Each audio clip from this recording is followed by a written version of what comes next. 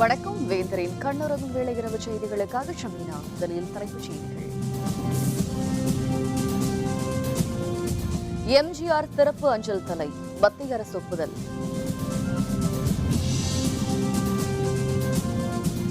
ஜல்லிக்கட்டுக்கு அனுமதி கோரி போராட்டம் தடையின்றி நடத்தியதற்கு கண்டனம்.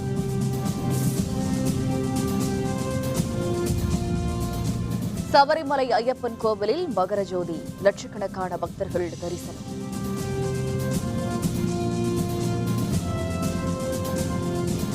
தமிழகத்தில் களைகட்டிய பொங்கல் திருநாள், புதுப்பானையில் பொங்கலிட்டு உற்சாகம்.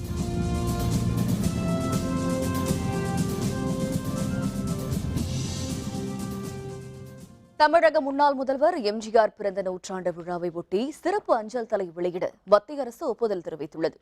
பிரதமர் நரேந்திர மோடிக்கு கடந்த 6ஆம் தேதி தமிழக முதல்வர் பன்னீர்செல்வம் எழுதியுள்ள கடிதத்தில் எம்ஜிஆரின் 100வது பிறந்த நாள் வரும் 17ஆம் தேதி கொண்டாடப்பட உள்ளதாக தெரிவித்திருந்தார். அதனையொட்டி மத்திய அரசின் சார்பில் சிறப்பு அஞ்சல் தலை, சிறப்பு நாணயம் ஆகியன வெளியிட வேண்டும் என தமிழக அரசின் சார்பில் கேட்டுக் கொள்வதாக அந்த கடிதத்தில் மேலும் குறிப்பிட்டிருந்தார். இந்நிலையில் எம்ஜிஆரின் 100வது பிறந்த நாளுக்கு சிறப்பு அஞ்சல் தலை வெளியிட மத்திய அரசு ஒப்புதல் தெரிவித்துள்ளது. அஞ்சல் தலை வெளியிட உடனடியாக ஒப்புதல் தெரிவித்ததற்காக பிரதமருக்கு முதல்வர் பன்னீர்செல்வம் நன்றி தெரிவித்துக் கொள்வதாக தமிழக அரசு இன்று வெளியிட்டுள்ள செய்திக்குறிப்பில் தெரிவிக்கப்பட்டுள்ளது. ஜல்லிக்கட்டுக்கு அனுமதி கோரியும் பீட்டா அமைப்பிற்கு எதிராகவும் மதுரை அவனியாபுரத்தில் போராட்டத்தில் ஈடுபட்டவர்களை காவல்துறையினர் தடியடி நடத்தி கலைத்தனர். மதுரை அவனியாபுரம் ரயில் நிலையம் உள்ளிட்ட பகுதிகளில் ஜல்லிக்கட்டுக்கு அனுமதி கோரியும் பீட்டா அமைப்புக்கு எதிராகவும் போராட்டங்கள் நடைபெற்றன. அவனியாபுரத்தில் ஜல்லிக்கட்டுக்கு ஆதரவாக இளைஞர்கள் பேரணி நடத்தினர். இந்த போராட்டத்தில் திரைப்பட இயக்குநர்கள் கௌதமன், அமீர், நடிகர்கள் ஆர்யா, சத்யா, இசையமைப்பாளர் யுவன் சங்கர் ராஜா உள்ளிட்டோர் பங்கேற்றனர். மதுரை அவனியாபுரம் பேருந்து நிலையம் அருகே இயக்குநர் கௌதமன் தொடர்ந்து போராட்டத்தில் ஈடுபட்டார். அவருடன் 200க்கும் அதிகமானோர் சாலையில் அமர்ந்து போராட்டத்தில் ஈடுபட்டனர். இதனைத் தொடர்ந்து கௌதமனை காவல்துறையினர் கைது செய்தனர். இதற்கு எதிர்ப்பு தெரிவித்தவர்களை காவல்துறையினர் தடியடி நடத்தி கைது செய்தனர்.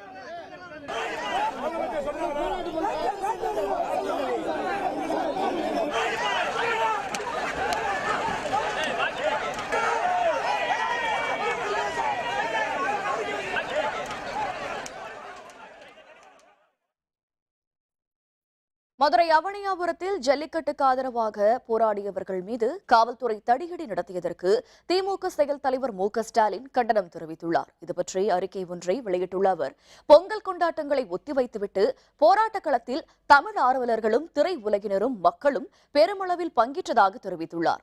திரைப்பட இயக்குநர் கௌதமன் உள்ளிட்டோர் மீது காவல்துறை தடியடி நடத்தியது மனிதநேயமற்ற செயல் என்று குறிப்பிட்டுள்ளார்.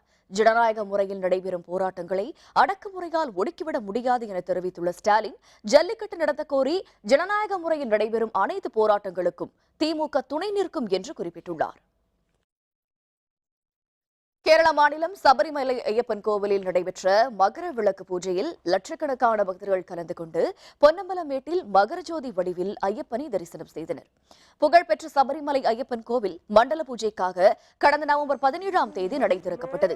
இதனைத் தொடர்ந்து மகர விளக்கு பூஜைக்காக கடந்த 31ஆம் தேதி மீண்டும் நடை திறக்கப்பட்டது. இன்று அதிகாலை கணபதி ஹோமம் உள்ளிட்ட பல்வேறு பூஜைகள் நடைபெற்றன. உச்சிக்கால பூஜைக்கு பின்னர் நடை சார்த்தப்பட்டு மகர விளக்கு பூஜைக்காக மீண்டும் மாலை 5 மணிக்கு நடை திறக்கப்பட்டது. பின்னர் ஐயப்பனுக்கு திருவாபரணம் அணிவிக்கப்பட்டு தீபாராதனையும் நடைபெற்றது. இதனைத் தொடர்ந்து பொன்னம்பலமேட்டில் மகரஜோதி தெரிந்தது. அப்பொழுது பல லட்சக்கணக்கான பக்தர்களின் ஐயப்பா ஐயப்பா சரண முழக்கம் சபரிமலை முழுவதும் எதிரொலித்தது. மகர பூஜையை ஒட்டி சன்னிதானம், பம்பா, புல்மேடு, பாட்டித்தாவளம் உள்ளிட்ட இடங்களில் பாதுகாப்பு ஏற்பாடுகள் மேற்கொள்ளப்பட்டிருந்தன. பாதுகாப்பு பணியில் ஆயிரக்கணக்கான காவல்துறையினர் குவிக்கப்பட்டிருந்தனர்.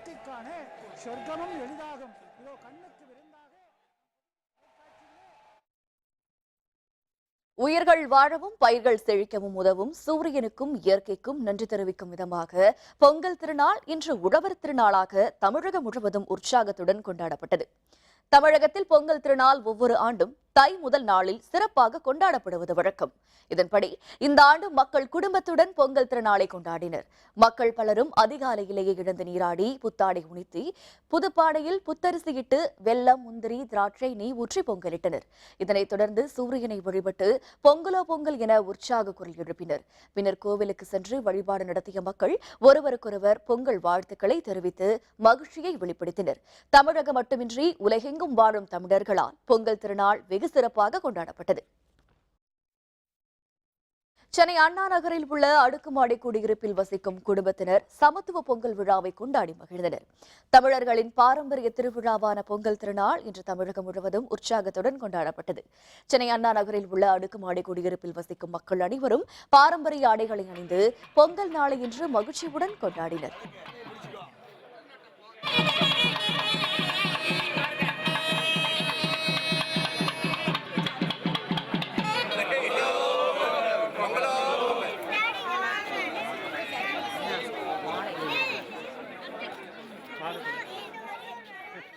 தை முதல் நாளான இப்பொங்கல் திருவிழாவை எங்களது மெட்ரோ ஜோனில் உள்ள அனைவரும் இணைந்து கம்யூனிட்டி பொங்கல் என்று எல்லாரும் இணைந்து பொங்கல் செய்து கொண்டாடி வருகிறோம். எல்லாரும் கலந்துருக்கோம். எல்லாம் caste everybody are together here. So we are enjoying. Metro ஜோனில் நிறைய பசங்களுக்கு இதெல்லாம் எக்ஸ்பீரியன்ஸ் பண்ணதே கிடையாது. So it's experience for them. எல்லாரும் என்ஜாய் பண்ணிகிட்ருக்காங்க. It's very nice. எல்லாருமே பயங்கர கலர்ஃபுல்லாக இருக்கும். Karakattam and Oyilattam, all that programs we have. Full day we are pack today. எல்லாம் கீழே தான், வீட்டுக்கு யாரும் போகிறதே இல்லை இன்னைக்கு. So we are very happy. தமிழக முன்னாள் ஆளுநர் சுர்ஜித் சிங் பர்னாலா தமது 91வது வயதில் உடல்நலக்குறைவு காரணமாக காலமானார். அவரது மறைவுக்கு பிரதமர் மோடி உள்ளிட்ட பல்வேறு தலைவர்கள் இரங்கல் தெரிவித்துள்ளனர். 1925ஆம் ஆண்டு பஞ்சாப் மாநிலத்தில் விவசாய குடும்பத்தில் பிறந்த பர்னாலா லக்னோவில் சட்டப்படிப்பு பயின்றார். நாட்டின் விடுதலை போராட்டத்தில் அவர் பங்கேற்றுள்ளார். அகாலிதளம் கட்சியின் மூத்த தலைவர்களில் ஒருவரான அவர் பொற்கோவில் மீதான நடவடிக்கைக்கு பின்னர் 1985இல் பஞ்சாப் மாநில முதல்வராக பதவியேற்றார். வாஜ்பாய் அமைச்சரவையில் ரசாயனத்துறை அமைச்சராகவும் பதவி வகித்துள்ளார். 1990 முதல் 1990 வரையிலும் 2004ஆம் ஆண்டிலிருந்து 2011ஆம் ஆண்டு வரையிலும் இருமுறை தமிழக ஆளுநராக பர்னாலா பதவி வகித்தார். சண்டிகர் மருத்துவமனையில் உடல்நலக்குறைவு காரணமாக அனுமதிக்கப்பட்டிருந்த அவர் சிகிச்சை பலனின்றி தமது 91வது வயதில் காலமானார். பல்வேறு பகுதிகளில் நடைபெற்ற சமத்துவ பொங்கல் ஏராளமானோர் ஆர்வத்துடன் பங்கேற்பு. விவரம் விளம்பர இடைவேளைக்கு பிறகு.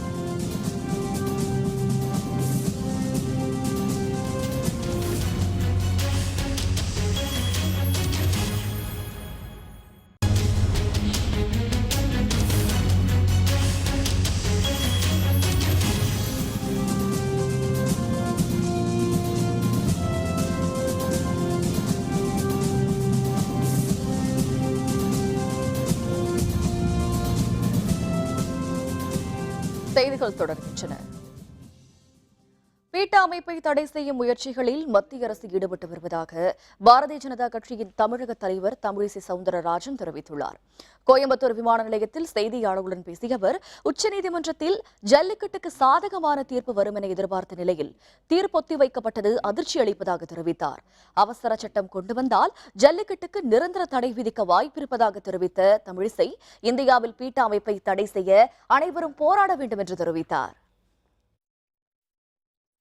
பீட்டா அமைப்பு தமிழகத்தில் ஜல்லிக்கட்டு நடந்தால் தமிழக அரசை கலைக்க வேண்டும் என்று சொல்வதற்கு இவர்கள் யார்? இவர்கள் ஜனநாயக முறைப்படி நம்முடைய நடைமுறையில் தலையிடுவதற்கு அவர்களுக்கு எந்த உரிமையும் இல்லை. இன்னும் சொல்ல போனால் இந்த பீட்டா அமைப்பையே பாரத தேசத்தில் தடை செய்வதற்கான அத்தனை முயற்சிகளையும் அனைவரும் மேற்கொள்ள வேண்டும். அதில் நாங்களும் முயற்சி செய்வோம். பன்முக திறன்களோடு தொலைநோக்கு பார்வை கொண்டவர் சோ என்று நடிகர் ரஜினிகாந்த் தெரிவித்துள்ளார்.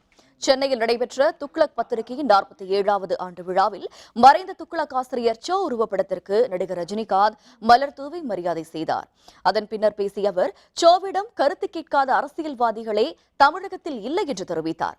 நகைச்சுவை உணர்வுடன் பேசக்கூடிய சோவின் மறைவு வருத்தமளிப்பதாகவும் ரஜினிகாந்த் மேலும் குறிப்பிட்டார். ஆக்சுவலா பாத்தீங்கன்னா தமிழ்நாட்டில் அவர்கிட்ட போகாத அரசியல்வாதிகளே கிடையாது. அவர்கிட்ட அவருடைய ஒப்பீனியன், அவருடைய கருத்து கேட்காத அரசியல்வாதிகளே கிடையாது. அவர் இருந்து நம்மளை எல்லாரையும் சிந்திக்க வச்சிருக்காரு, ரசிக்க வச்சிருக்காரு. அவர்கிட்ட நம்ம கற்றுக்க வேண்டியது, நம்ம உண்மையே பேசி உண்மையே நடந்துக்கிட்டு உண்மையாக இருந்தால் மதிப்பும் மரியாதையும் சந்தோஷமும் ஏறும். மறுபடியும் மொழி எல்லாமே முதல்ல சவுசாரி இருக்கும்போது எப்படி இருந்ததோ அப்படியே இன்னும் மேலே மேலே நம்மளை சிந்திக்க வைக்கணும், மகிழ வைக்கணும்னு சொல்லி அவர் ஆத்மா சாந்தி எழுதி. புதுச்சேரியில் சாதி மத வேறுபாடின்றி இஸ்லாமியர்கள், கிறிஸ்தவர்கள், இந்துக்கள் இணைந்து பொங்கலிட்டு கொண்டாடிய சமத்துவ பொங்கல் விழாவில் முதல்வர் நாராயணசாமி உள்ளிட்டோர் கலந்து கொண்டனர். பொங்கல் திருநாளை ஒட்டி புதுச்சேரியில் பல்வேறு இடங்களில் சமத்துவ பொங்கல் விழா நடைபெற்றது. பாகூர் தொகுதிக்குட்பட்ட கன்னியகோவில் பகுதியில் தனவேலு எம்எல்ஏ தலைமையில் சாதி மத வேறுபாடின்றி அனைவரும் இணைந்து பொங்கலிட்டு கொண்டாடிய சமத்துவ பொங்கல் விழா நடைபெற்றது. புதுச்சேரி முதல்வர் நாராயணசாமி, அமைச்சர் கந்தசாமி ஆகியோர் கலந்து கொண்டு அனைவருக்கும் பொங்கல் வாழ்த்துக்களை தெரிவித்தனர். தேனி மாவட்டம் அருகே பாலார்பட்டியில் கர்னல் ஜான் பென்னிகுய்க்கின் 176வது பிறந்த நாளை பொங்கல் விழாவாக பாலார்பட்டி கிராம மக்கள் கொண்டாடி மகிழ்ந்தனர். தேனி, மதுரை, திண்டுக்கல், சிவகங்கை, ராமநாதபுரம் உள்ளிட்ட 5 மாவட்டங்களில் நீதாரமாக முல்லை பெரியாறு அணை விளங்கி வருகிறது. இதனை கட்டிய கர்னல் ஜான் பென்னிகுயினின் பிறந்த நாளான ஜனவரி 15ஆம் தேதியன்று பாலார்பட்டி கிராம மக்கள் பொங்கல் விழாவாக கொண்டாடுகின்றனர். இதனையடுத்து மேளதாளங்கள் முழங்க கர்னல் ஜான் பென்னிகுய்க்கின் திருவுருவ படத்தை ஊர்வலமாக எடுத்து வந்தனர். 15 நாட்கள் விரதமிருந்து பென்னிகுய்க்கு நினைவு கலை அரங்கம் முன்பு பெண்கள் பொங்கல் வைத்துக் கொண்டாடினர். கம்பம் பள்ளத்தாக்கு மட்டுமல்லாத 5 மாவட்ட மக்களுக்கு ஒரு குடிநீர் ஆதாரமாக இருக்கக்கூடியது முல்லை பெரியாறு அணை. இந்த முல்லை பெரியாறு அணையை கட்டின கர்னல் பென்னிகுய்க் அவர்களுக்கு 176 பிறந்த நாளாக எங்களுடைய ஊரில் உள்ள பெண்கள் எல்லாம் மொத்தமாக சேர்ந்து இந்த பொங்கல் விழாவை நாங்கள் சிறப்பாக கொண்டாடுறோம். பொங்கல் தினத்தை விட பென்னிகுய்க்குடைய பிறந்த நாளுக்கு அதிக முக்கியத்துவம் கொடுத்து இதை வருடந்தோறும் நாங்கள் சிறப்பாக கொண்டாடி வருகிறோம். பொங்கல் திருநாளை முன்னிட்டு அரியலூர் மாவட்டத்தில் உள்ள இந்த கோவில்களில் பொங்கல் வைத்து நடைபெற்ற சிறப்பு வழிபாட்டில் திரளானோர் கலந்து கொண்டனர். அரியலூர் 5 முக விநாயகர் கோவிலில் விநாயகருக்கு சந்தன காப்பு, கரும்பால் அலங்காரம் செய்யப்பட்டிருந்தது. கோவில் வளாகத்தில் பக்தர்கள் பொங்கல் வைத்து விநாயகருக்கு படையலிட்டு வழிபட்டனர். பின்னர் நடைபெற்ற தீபாராதனையில் கலந்து கொண்டு வழிபட்டனர்.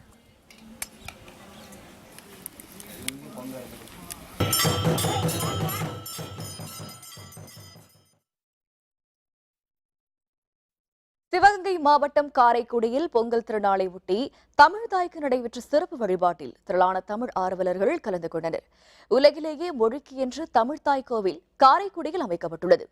தமிழை வளர்த்த அகத்தியர், தொல்காப்பியர், வள்ளுவர், கம்பன், இளங்கோ ஆகியோருக்கு தனித்தனி கோவில்கள் அமைக்கப்பட்டுள்ளன.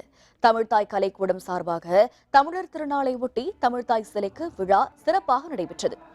தமிழ் அறிஞர்கள், இலக்கிய ஆர்வலர்கள் தமிழ்தாய் சிலைக்கு மாலை அணிவித்து மரியாதை செய்தனர். தூத்துக்குடி மாவட்டத்தில் புனித சூசையப்பர் தேவாலயத்தில் நடைபெற்ற பொங்கல் விழாவில் திரளான கிறிஸ்தவர்கள் கலந்து கொண்டனர். தூத்துக்குடி மாவட்டத்தில் பெரும்பாலான கத்தோலிக்க கிறிஸ்தவ தேவாலயங்களில் ஆண்டுதோறும் பொங்கல் விழா கொண்டாடப்படுவது வழக்கம். இந்த ஆண்டு பொங்கல் விழா குரூஸ்புரத்தில் உள்ள புனித சூசையப்பர் தேவாலயத்தில் நடைபெற்றது. 40 பொங்கல் பானைகளில் தமிழக கலாச்சாரப்படி பொங்கல் வைக்கப்பட்டு பின்னர் இயற்கை அன்னைக்கு படையலிட்டனர். பின்னர் சிறப்பு திருப்பலியும் நடைபெற்றது. இதில் திரளான கத்தோலிக்க கிறிஸ்தவ மக்கள் கலந்து கொண்டனர். இன்னைக்கு ஒரு 40 பானையில் பொங்கல் விட்டு அனைவரும் இன்னைக்கு பொங்கல் விழா ரொம்ப சிறப்பாக கொண்டாடணும். இதில் எல்லார் மக்களும் பயன்பெறணுங்கிற ஒரு நல்ல அடிப்படையில் ஜாதி மத பேதமின்றி அனைத்து மக்களும் இதில் இந்து, முஸ்லீம், கிறிஸ்டின் எல்லாருமே ஒருங்கிணைந்து இன்னைக்கு இந்த பொங்கல் விழாவை நாங்கள் எங்கள் கோயிலில் ரொம்ப சிறப்பாக இன்னைக்கு கொண்டாடணும். நீலகிரி மாவட்டம் உதகையில் உள்ள படகு இல்லத்தில் சுற்றுலாத்துறை சார்பில் நடைபெற்ற பொங்கல் விழாவை மாவட்ட ஆட்சியர் போ சங்கர் தொடங்கி வைத்தார். பின்னர் சுற்றுலா பயணிகளை கவரும் வகையில் கலை நிகழ்ச்சிகள் நடைபெற்றன. இந்த விழாவில் வெளிநாட்டு சுற்றுலா மற்றும் உள்நாட்டு சுற்றுலா பயணிகள் திரளானோர் கலந்து கொண்டனர்.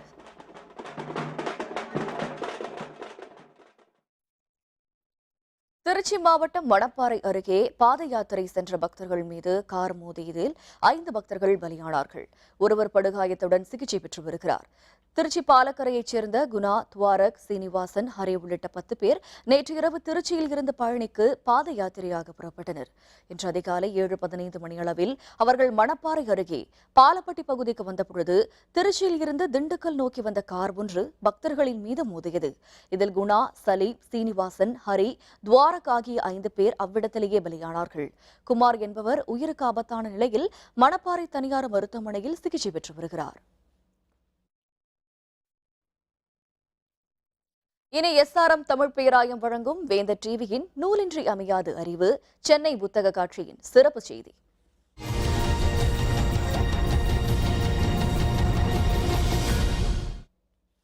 பொங்கல் திருநாளான இன்று 40வது சென்னை புத்தக காட்சியில் வாசகர்களின் கூட்டம் அதிக அளவில் காணப்படுகிறது. நாளையும் இதேபோல நிறைய வாசகர்கள் கூட்டம் திரளும் என எதிர்பார்க்கப்படுகிறது. வாசகர்கள் மத்தியில் எப்பொழுதுமே வரலாற்று நூல்களுக்கு பெரும் வரவேற்பு இருக்கிறது. சென்னை புத்தக காட்சியிலும் வரலாற்று நூல்களுக்கு நல்ல வரவேற்பு இருக்கிறது. சென்னை புத்தக காட்சியில் உள்ள நியூ செஞ்சுரி புக் ஹவுஸ் அரங்கில் நீலகண்ட சாஸ்திரியின் சோழர்கள் தொடங்கி ஏராளமான வரலாற்று நூல்கள் இடம்பெற்றிருக்கின்றன. புகழ்பெற்ற வரலாற்று அறிஞரான ரொமிலா தாப்பர் எழுதிய முற்கால இந்தியா, சோமநாதபுரம், இளைஞருக்கான இந்திய தொன்மை கதைகள் என 3 மொழிபெயர்ப்பு நூல்கள் புதியதாக வந்திருக்கின்றன. இன்றைய இடத்திற்கு நாம் எப்படி வந்திருக்கிறோம் என்பதை அறிவதில் முக்கால இந்தியா பெரும் பங்கு வகிப்பதாக குறிப்பிடும் HPH நிறுவனத்தின் சண்முகம் சரவணன் இந்த ஆண்டில் இந்த நூலை வாசகர்கள் தேடி வந்து வாங்கி செல்வதாக குறிப்பிட்டிருந்தார். இன்றைய அரசியல் சூழலில் முற்கால இந்தியா என்ற நூல் மிகவும் முக்கியமான நூல் என கருதப்படுகிறது. மதவாத சக்திகள் முன்னோக்கி இருக்கும் காலத்தில் இதை அனைவரும் படிக்க வேண்டிய முக்கியமான நூலாக கருத வேண்டியிருக்கிறது. ரொமிலா தாப்பரோட இந்திய தொன்மை கதைகள் என்ற சிறுவர்களுக்கான ஒரு நூலையும் வெளியிட்டுள்ளோம். இந்த நூல் மக்களிடம் நல்ல சிறப்பை பெற்றுள்ளது. அதுவும் இந்த புத்தக கண்காட்சிக்கு வெளிவந்துள்ளது என்பதை HPH நிறுவனம் வெளியிட்டுள்ளது என்பதை மகிழ்ச்சியோடு தெரிவித்துக் கொள்கிறேன். நம் நேரடி வாழ்க்கையில் எல்லாவற்றையும் கண்டடைந்து விட முடியாது என்றும் உலகை அறிந்து கொள்ள நூல்கள் மட்டுமே நமக்கு சிறப்பான வாயில்கள் என்றும் சென்னை புத்தக காட்சிக்கு வந்திருந்த எழுத்தாளர் வண்ண நீலவன் குறிப்பிட்டிருக்கிறார். நூல்கள் படிக்கிறது ரொம்ப முக்கியமான விஷயம். அதைத்தான் நான் ரொம்ப முக்கியமாக இந்த இதில் சொல்ல விரும்புகிறேன். நான் உலகத்தை தெரிஞ்சுக்கிட்டது வாழ்க்கை அனுபவங்கள் மூலமாக முழுக்க ஒரு மனுஷன் எல்லா விஷயங்களையும் தெரிஞ்சிக்க முடியாது.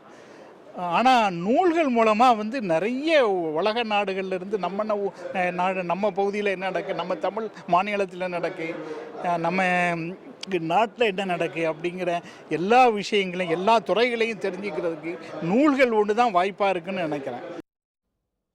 தமிழகம் முழுவதும் உற்சாக கொண்டாட்டத்துடன் பொங்கல் திருநாள் இன்று கொண்டாடப்பட்டது. இதன் காரணமாக புத்தக காட்சியில் இன்று வாசகர்களின் கூட்டம் குறைவாகவே காணப்பட்டது. எனினும் வாசகர்கள் ஆர்வத்துடன் புத்தகங்களை வாங்கி சென்றனர். மோஸ்ட்லி நாவல்கள் தான் படிப்பேன்.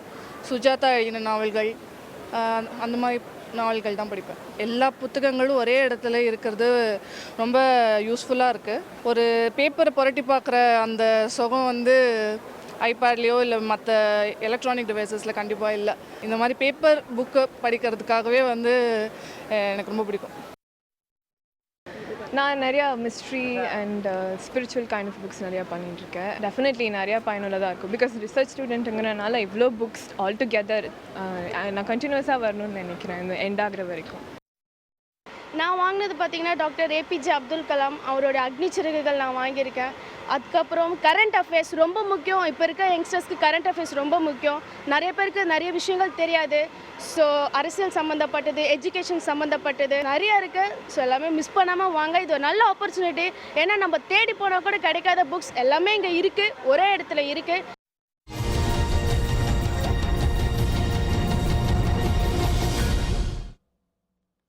இந்தியா இங்கிலாந்து அணிகள் மோதும் முதல் ஒருநாள் போட்டி கேப்டன் கோலி தலைமையில் நடைபெறுவதால் பெரும் எதிர்பார்ப்பு. விவரம் விளம்பர இடைவேளைக்கு பிறகு.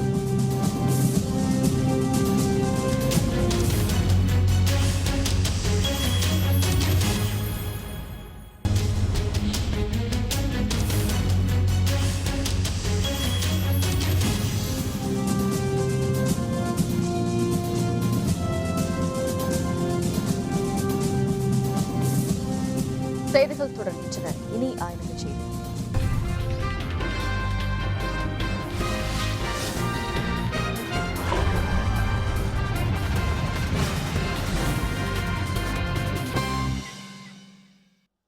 அமெரிக்காவின் இசைப்பாடகர் எல்விஸ் பிரெஸ்லியின் 25வது நினைவு நாளை ஒட்டி நடைபெற்ற பேரணியில் ஆஸ்திரேலிய ரசிகர்கள் திரளானோர் பங்கேற்றனர். அமெரிக்க இசை கலைஞரும் நடிகருமான எல்விஸ் பிரெஸ்லி தனது 45வது வயதில் காலமானார். 20ஆம் நூற்றாண்டில் ராக் அண்ட் ரோல் இசையின் தொடக்கமாக ராக்கபிலிட்டி என்ற இசை நிகழ்ச்சிகளை நடத்திய முதல் கலைஞர்களுள் இவரும் ஒருவராக திகழ்ந்தார். பிரஸ்லே நடித்த 31 திரைப்படங்களில் வணிக அடிப்படையில் இசைப்படங்களாகவே இருந்தன.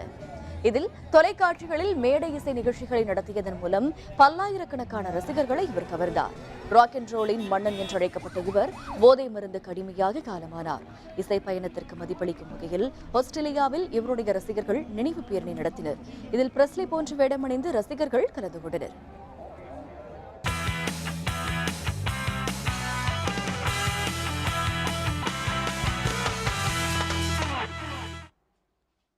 இந்தியா இங்கிலாந்து அணிகள் மோதும் ஒருநாள் கிரிக்கெட் போட்டித் தொடரின் முதல் ஆட்டம் நாளை புனேவில் தொடங்குகிறது. கேப்டன் விராட் கோலி தலைமையில் இந்திய அணி களமிறங்கும் முதல் போட்டி என்பதால் ரசிகர்கள் இடையே பெரும் எதிர்பார்ப்பு ஏற்பட்டுள்ளது. காயத்திலிருந்து மீண்டுள்ள தவானும் இங்கிலாந்துக்கு எதிரான தொடரில் சிறப்பாக விளையாடிய ராகுலும் இந்த போட்டியில் சிறப்பாக விளையாடுவார்கள் என்று எதிர்பார்க்கப்படுகிறது. ரஞ்சித் தொடரில் அபாரமாக விளையாடிய யுவராஜ் இந்த ஆட்டத்தில் இடம்பெறுவார் என்று தெரிகிறது. அண்மை காலமாக 4வது வீரராக களமிறங்கும் முன்னாள் கேப்டன் தோனி இந்த போட்டியில் 6வது வீரராக களமிறங்குகிறார். டெஸ்ட் போட்டியில் இந்தியாவிடம் படுதோல்வி அடைந்த இங்கிலாந்து அணி ஒருநாள் தொடரில் வெல்ல வேண்டிய நெருக்கடியில் உள்ளது. மீண்டும் தலைப்புச் செய்திகள். எம்ஜிஆர் சிறப்பஞ்சல் தலை மத்திய அரசு ஒப்புதல்.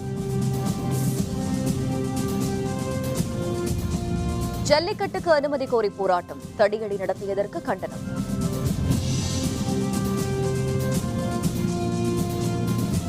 சபரிமலை ஐயப்பன் கோவிலில் மகர ஜோதி லட்சக்கணக்கான பக்தர்கள் தரிசனம்.